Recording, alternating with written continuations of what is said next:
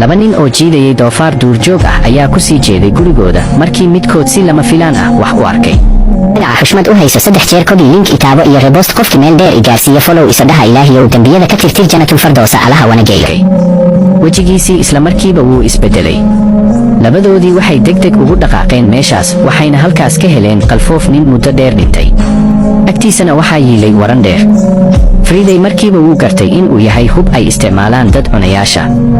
markii ay eegeen raadadka iyo calaamadaha ku hareeraysan goobta waxay ogaadeen in dad cunayaashu si joogto ah u booqdaan jasiiradan cidla ah.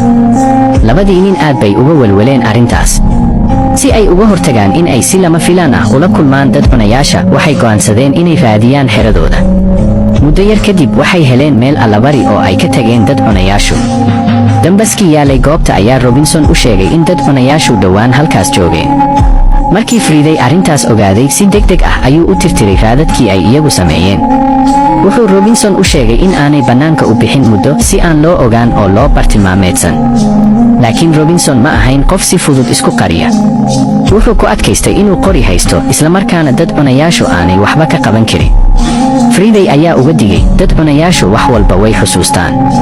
ma joojiyaan ilaa ay helaan waxa ay doonayaan. qofka ugu adag ee ay la tacaalaan ayaana noqda qofka ay ugu sii hamuun badan yihiin inay cunaan. markii Robinson taas maqlay kalsoonidiisii way yaraatay. wax yar kadib Robinson wuxuu geed guriga agtiisa ka sameeyey dabin. dabinkaas wuxuu ahaa mid fudud marka qof kiciyo baqbaqaaq ku jiray qafis ayaa sii daynaya kadibna wuxuu dib ugu duulayaa geed guriga si uu digniin u bixiyo. maalintii xigtay dad cunayaashii ayaa jasiiradda yimid. markan waxay wateen 2 maxbuus oo ay doonayeen inay halkaas ku kariyaan.